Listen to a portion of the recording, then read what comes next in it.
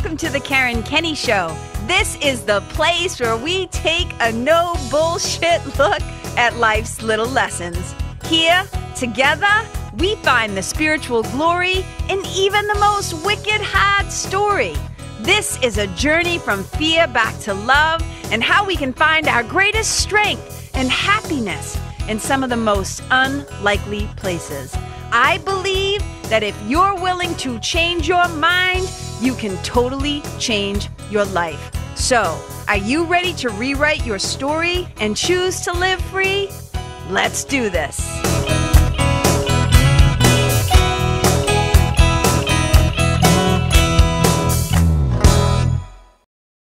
Hey, you guys.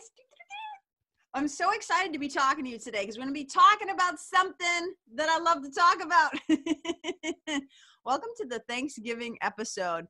We're just going to call this sucker Attitude of Gratitude. This is all about gratitude and, little side note, humility. Because these two suck. Oh my God, my lips are so chapped, you guys. Just ignore my face. For those of you who are watching, just ignore my chapped lips. That's so funny.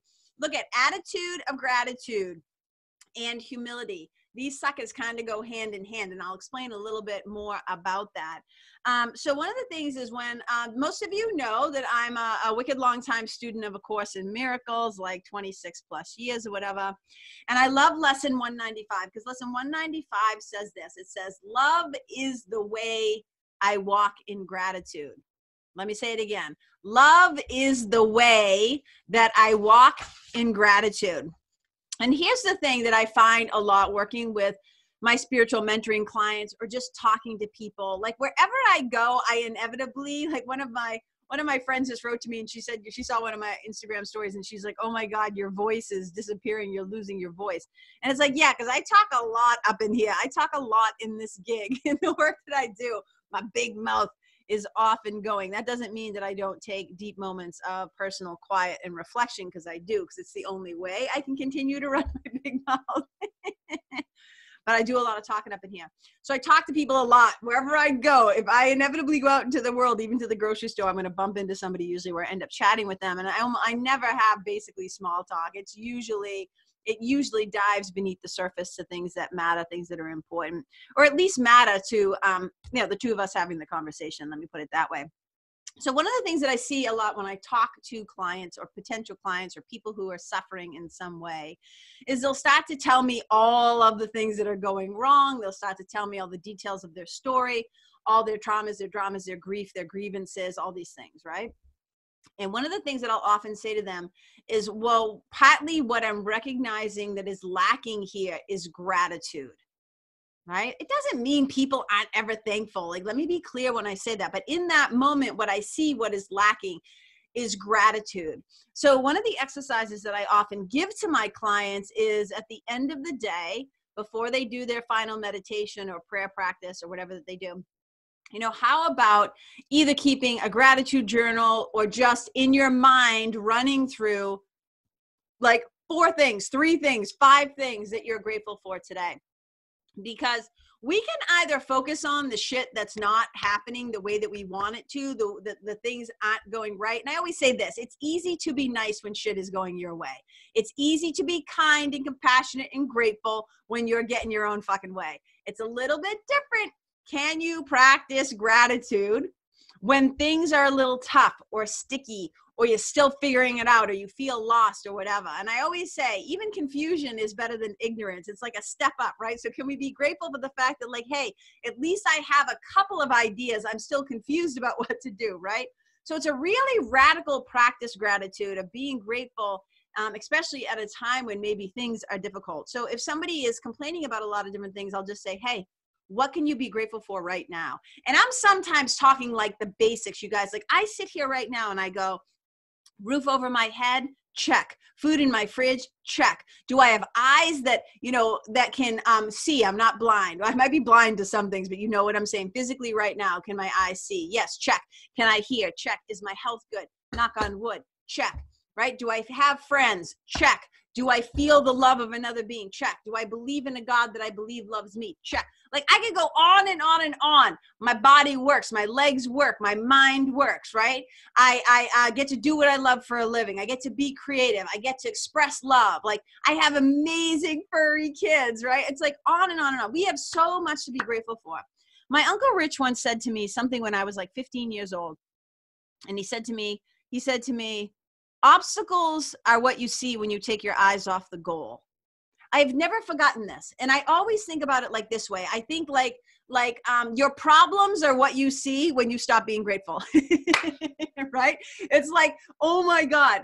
So having an attitude of gratitude, I think is one of the most powerful practices that we can have. And we can be grateful for so many things, you guys, right? So if you're starting to feel things getting a little tight, and so often we don't feel grateful because we feel like we're not getting our way. A lot of that is tied to the ego and a lack of humility, because so many people feel entitled. So many people feel like they've been unfairly treated. And here's legit, I'm going to do a whole podcast on this title alone. Life is unfair. It is often not going to go the way that you hoped it would, that you wanted it to, that you thought it would. So if you cannot be flexible in your mind, if you cannot stay in your right mind when things appear to be going wrong, then you are going to suffer a lot. So I often say one of the great ways that you know that you're making progress on the spiritual path, I mean, there's a bunch of different ways, but this way specifically, is that even a word or a saying? One of the ways that you know specifically is when you can start to be grateful for everything. When you're willing to kind of let go of this little bit of this idea of specialness, like you deserve, like entitlement, like, oh, I deserve this. Oh my God, I can do another whole podcast just on the mindset of deserving, right? I don't deserve this. You didn't deserve this. Oh, you earned this, so you deserve this, right? I could talk about that all day long. But what I often feel is that we feel like we have a specialist, that we're supposed to be spared difficult things or unkind things or brutal things. It's like, no, as long as we have a body and we are in this illusionary world, there is going to be really fucking hard and unfair things happen, because life in this world, think about it, you're born, you're gonna die. You know it ends in death. You know it does not end in your favor, right? In some way. So it's just like on the physical plane. So it's just like, let's just accept that. So one of the things I know is you make progress when you can start to be grateful for everything. And you know, like for me, like I am so grateful for so many things, but one of the things I'm most grateful for, let's talk about these outer teachers and inner teachers, right? I'm so grateful for outer teachers, meaning other people, books, like things like A Course in Miracles, yoga, meditation, Marianne Williamson, Stephen King, friends, whatever, outer teachers, your parents, your siblings, the people, the heartaches that you like, all this stuff, right? So there's the outer teachers that we get to be grateful for, and we can be grateful for the outer teachers because we couldn't have gotten here where we are right now without their help. And Mr. Rogers does this beautiful thing, you guys, where he'll say, let's take 10 seconds of silence. And he always used to say, I'll watch the time. Like, oh, even that makes me verklempt. He would say, let's take 10 seconds of silence to remember the people that helped you along the way, that people like that basically, I'm paraphrasing, but like held a vision for you, saw the goodness in you, that wanted you to succeed, that helped you to succeed. Like, remember those people in your life, like take 10 seconds. Let's actually do it right now. I'll watch the time. We're going to take 10 seconds to bring to mind the people that we're grateful for, the outer teachers, the one that helped us where we would not be where we are without them. And so it begins.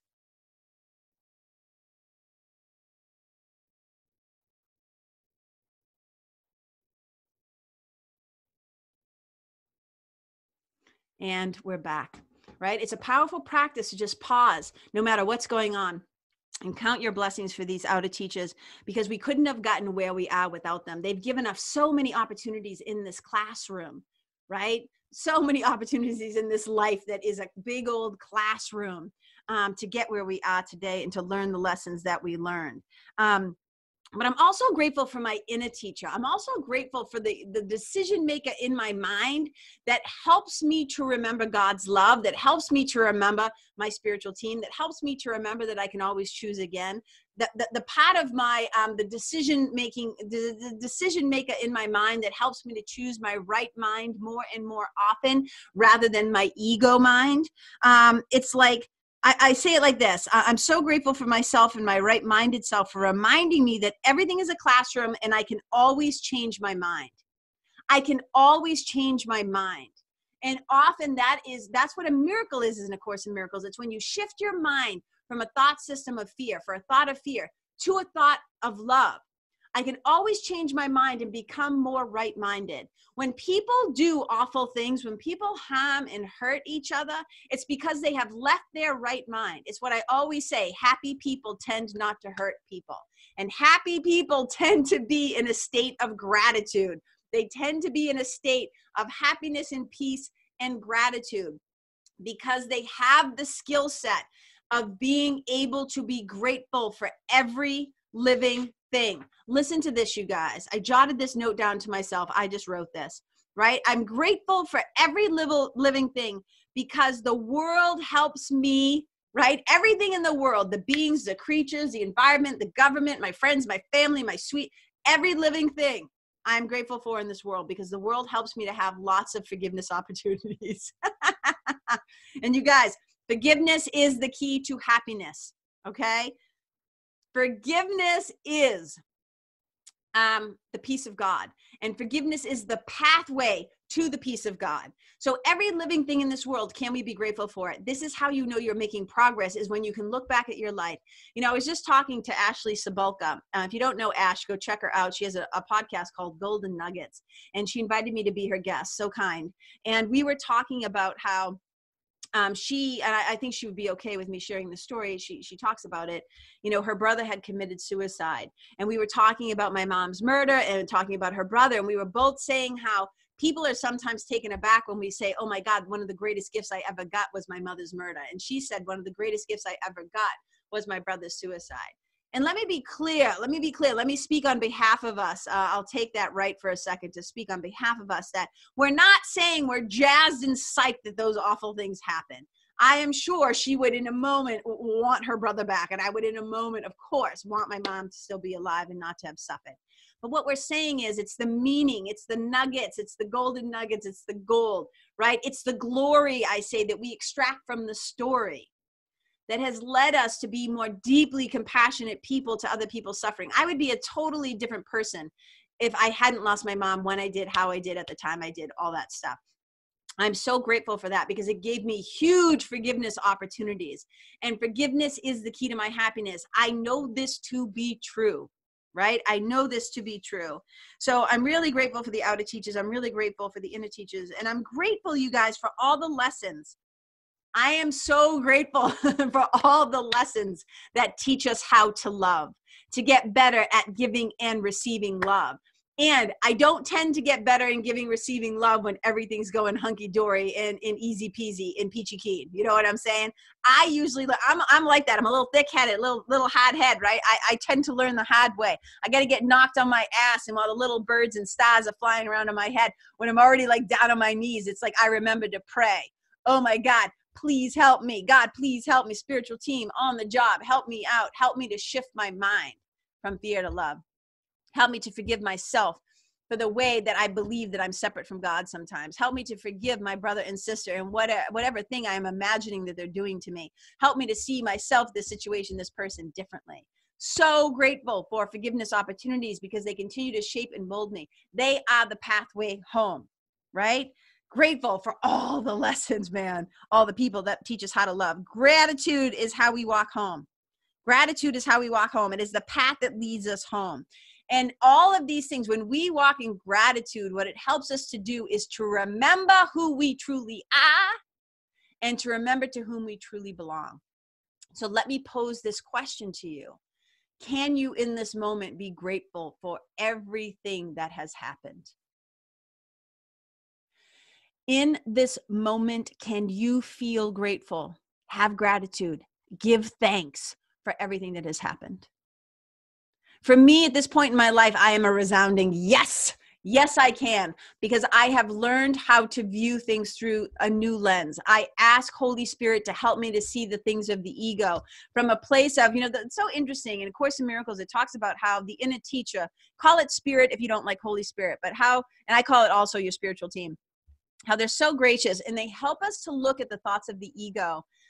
Not in a way where like it's bad. It just doesn't give it any power. In fact, it looks at it like the kind of like this. Oh, like as the Southerners would say, oh, bless her heart.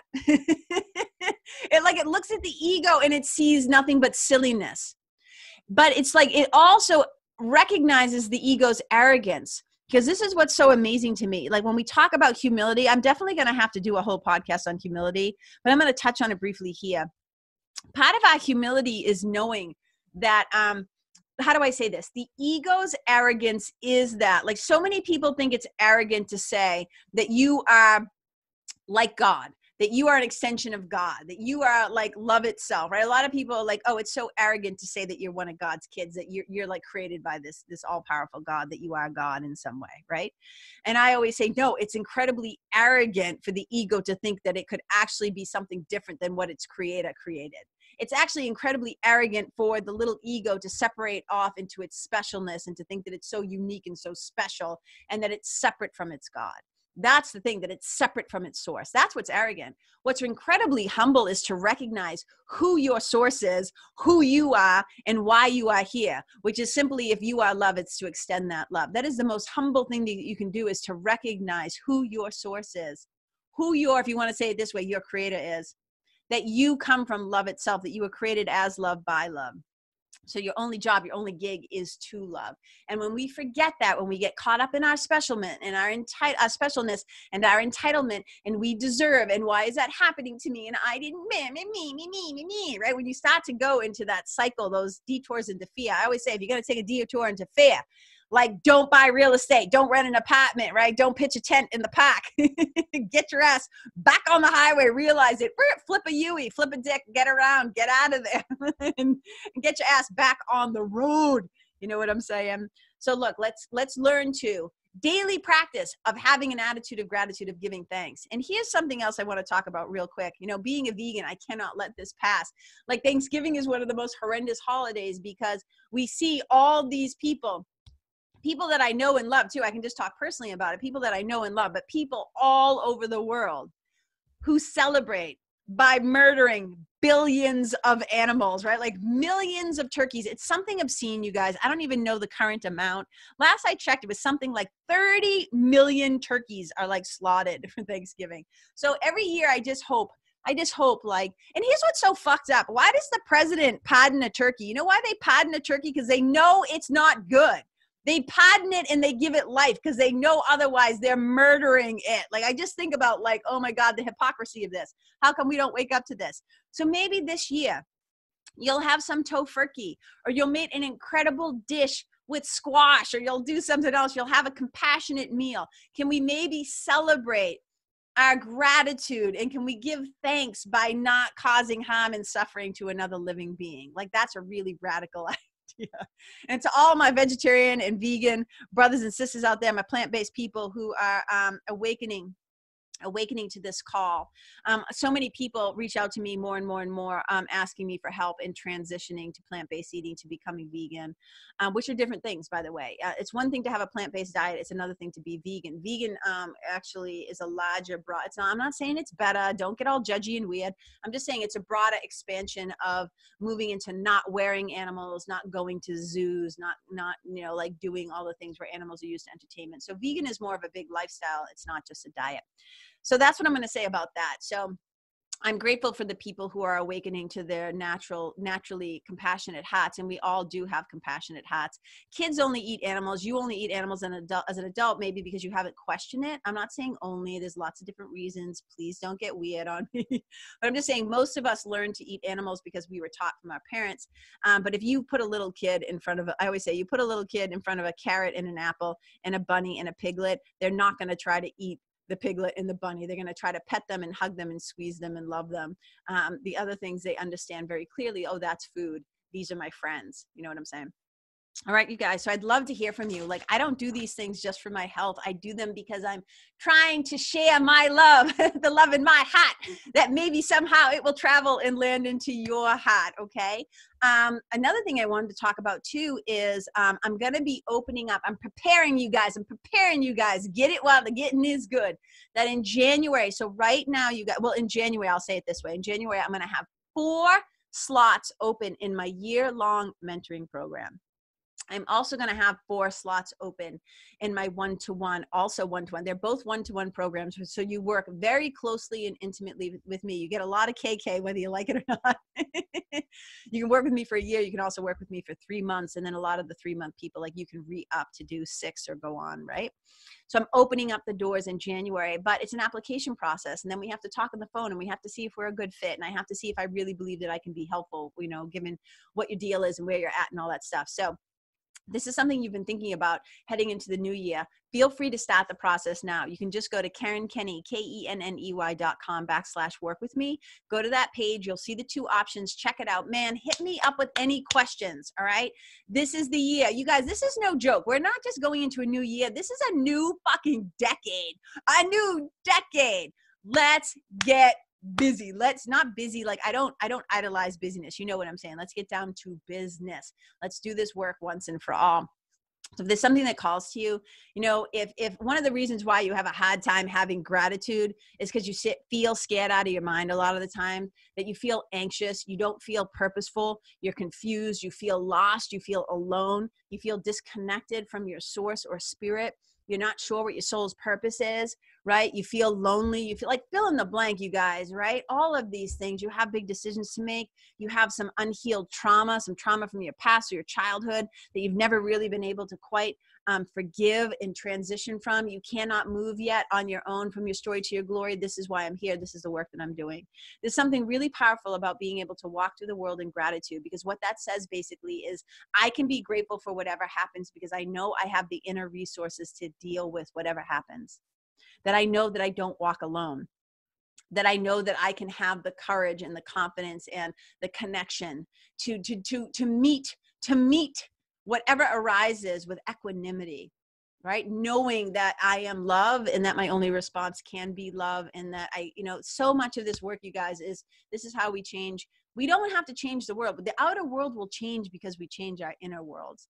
So this is the deep personal inner work that I love to do. And you can also find these, have these experiences too, with coming to retreats. And I do 2 retreats. I do one in May 2020, the 15th through the 17th. And then I also am doing another one in November 2020.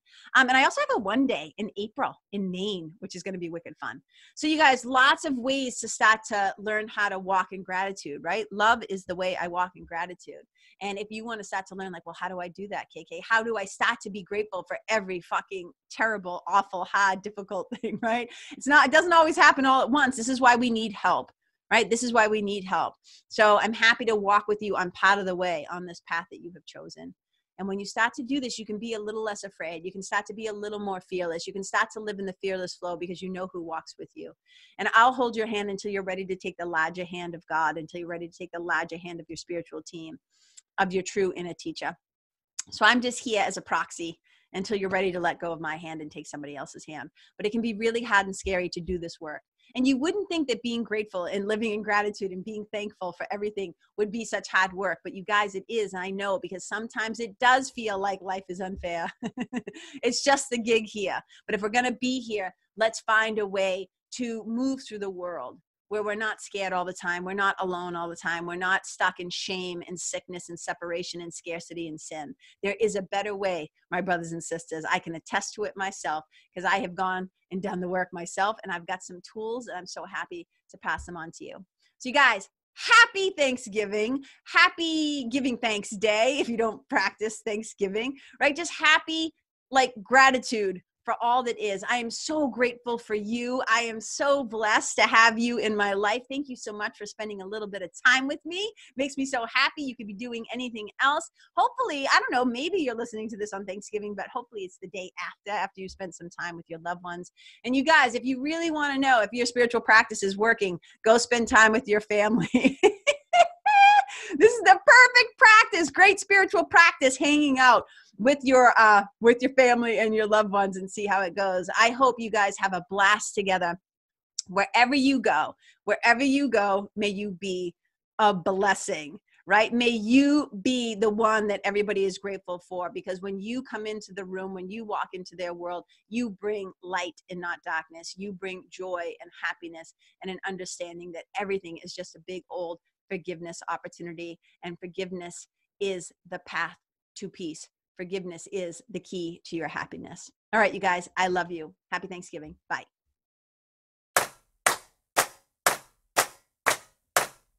Hey, you guys, thank you so much for tuning in to this episode of the Karen Kenney Show. I super duper appreciate your time, friendship, and support. And look, if something that I shared from my heart today somehow landed in yours, I'd love to hear about it. So please tag me on Facebook or Instagram or IG stories or wherever the cool kids are hanging out these days, and let me know what your favorite part was or what you found most helpful. You can find me over at Karen Kenney Live. That's Karen, KENNEYLIVE. And if you're digging what I'm saying and you want to hear more, I'd be wicked grateful if you could go to iTunes and subscribe and leave a review, because you guys, that's how you'll help me to keep spreading the love. And if you can think of someone that could benefit from hearing this episode, please share it with them. I'd also love to stay connected with you. So if the feeling is mutual, please go to KarenKenney.com/freebie and download my free guide to building your spiritual team. Until next time, my brothers and sisters, keep living in the fearless flow.